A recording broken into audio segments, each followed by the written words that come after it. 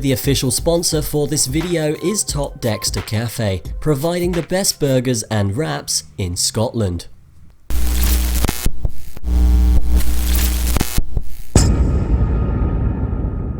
The Skoda Felicia is the only model of Skoda which I've had the pleasure of driving until today.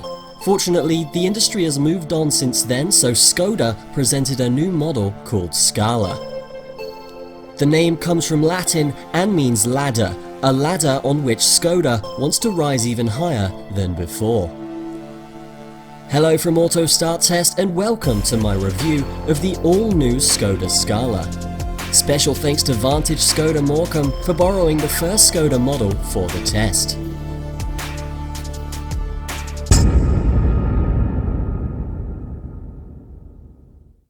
I must admit that I was very skeptical about the test of a Skoda car, but I changed my mind very quickly, and with every subsequent mile I liked the car even more, although as always I found a few shortcomings, but I will start from the beginning. The silhouette of the car is a combination of a wagon version and a hatchback. At least it looks like that to me. Of course, I do not see anything wrong with it, but the sideline really can please the eye. The front, despite the fact that the grille and all the rest looks dynamic, unfortunately the front headlights give the car a bit of a sad look. The blame for it is the shape of the lights. If you cut off the falling bottom, it would be perfect. The back is a completely new style in Skoda, which will appeal to everyone. A large piece of glass without frames and the name Skoda on it is simply perfect. The model I had the pleasure to test had a 3-cylinder TSI petrol engine with a capacity of 1 litre and a power of 115 brake horsepower. In my humble opinion, this engine fits perfectly into this car. It's very economical and has enough power. For example, after picking up the car for the test, the computer calculated a range of 400 miles with a full tank of fuel. After several dozen miles on the motorway, driving at a speed of 70 miles per hour, the range increased to 525 miles, and the fuel consumption was 58 mpg. Really, a very good result.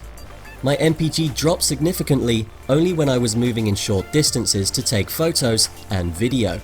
Then everything returned to normal. Let's take a look at the vehicle's interior. As always, I start from the steering wheel. The steering wheel looks a little poor, but we can operate the basic functions of the multimedia system without the slightest interruption. The Scala is the first model I have tested that does not bother me with the convexities on the steering wheel in this place. Quick visibility test. This is how visibility looks from my point of view. To be honest, it cannot be better. In the interior mirror, you can see only the rear window. Very large exterior mirrors, the interior edge perfectly designed, much better than in the new Corolla. Okay, the interior mirror could be a bit higher, but it is a problem for tall drivers in any car. We look at the top and here is a surprise. No light above the sun visor. The interior light can be found in the central part, unfortunately not an LED. Luckily we have storage space for glasses, which is very huge. It can easily accommodate 2 pairs of sunglasses. If you've never driven Skoda cars before, you can be slightly disoriented with the cruise control. The cruise control system is integrated with the control for the indicators. The steering wheel obscures the full view of the cruise control, so I had no idea how to start it. I had to look closer to understand what is going on. A little missed idea from designers. Personally, I would prefer cruise control in this place. The clock's very clear in this version, analog. In a higher version, virtual clocks. The touchscreen of the multimedia is in the ideal position. See how perfectly it has been mounted. Nothing protrudes beyond the edge of the dashboard. Very clear menu. We can easily connect the phone regardless of the operating system.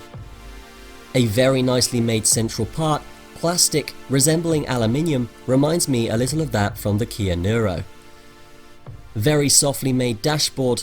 Take a look, it is all very soft and pleasant to touch. A bit lower you will find hard plastic.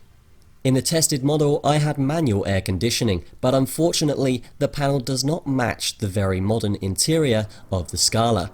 In the more expensive version, of course, we get an automatic air conditioning in which the adjustment takes place from the touchscreen. A little bit lower we can see 2 USB slots, but only in Type C, and a very large place for a phone or even 2. Big applause to the designers for the middle tunnel. Despite the fact that it is hard, my leg at the level of the knee does not touch the tunnel and I can travel very comfortably. Then the gear stick and a little further blinded buttons for other functions that Skoda offers. Then up to 3 places for drinks, unfortunately for very small drinks. My 500ml cup did not fit properly.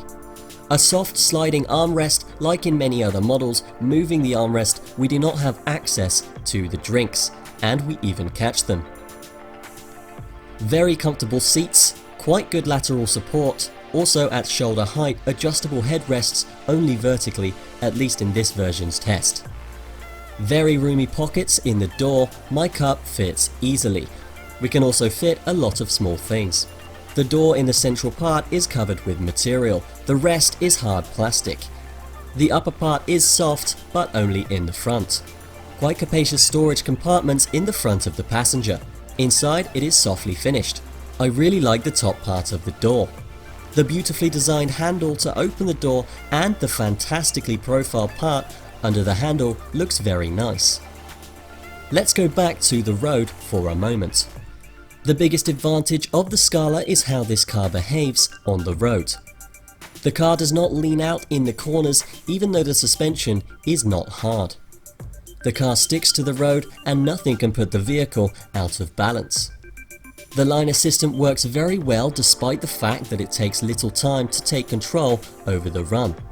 The system is activated when the car approaches very close to the line separating the lanes. You have to get used to it. The only reservation I have is the strong sensitivity of the system, often holding the steering wheel with one hand for a few seconds. The system informs us to take control of the vehicle. Noteworthy also is the soundproofing of the interior. I must admit that driving this car felt like I was driving in a hybrid. It is really very quiet. Acceleration in all gears also works well. The brakes are also really strong and they stop the car very quickly.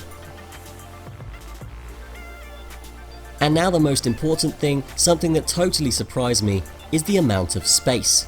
Skoda Scala has almost the same dimensions as the new Toyota Corolla, but there is so much space in this car, just take a look. The seat is lowered to the lowest position and above my head I have room for 7 fingers, a lot of space around my knees. There is a very large range of steering wheel adjustment, it really is sensational. And the biggest surprise is the amount of space in the back. I can easily sit behind the driver of my height. My knees are touching the front seat backrests, but the back part of the seat is very soft, so no problem. 4 fingers over the headrest, 3 fingers on the side of the headrest. I'm very impressed here. The only thing I miss is the armrest, but with this amount of space, I can forgive. In addition, at the back, we find air vents and blind spots for USB ports, so I think. On the side of the front seats we find small pockets for small items. Up to 4 additional hooks and 2 light sources. The rear seat is very comfortable. Pay attention to the design and the profiling of the back seats. We also have a good side support for 2 adults. The central tunnel is high, but when I occupy the middle seat, despite the less leg room, I still have room for 2 fingers over my head. Onto the boot, it's very roomy. To be honest, it could be a double floor here, then I could fit all my things under the floor.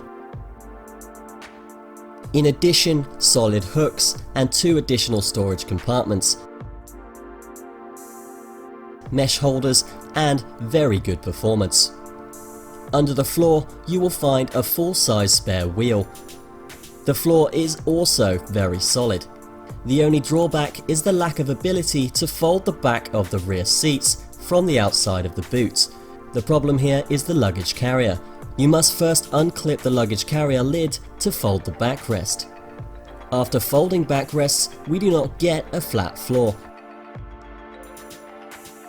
In addition, the boot has a 12-volt socket.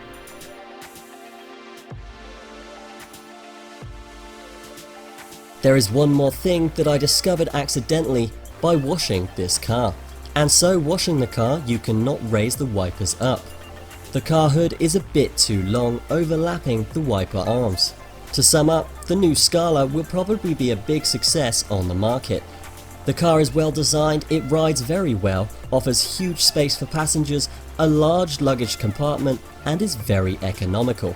Can you ask for more? Yes, but only for bigger drinks holders.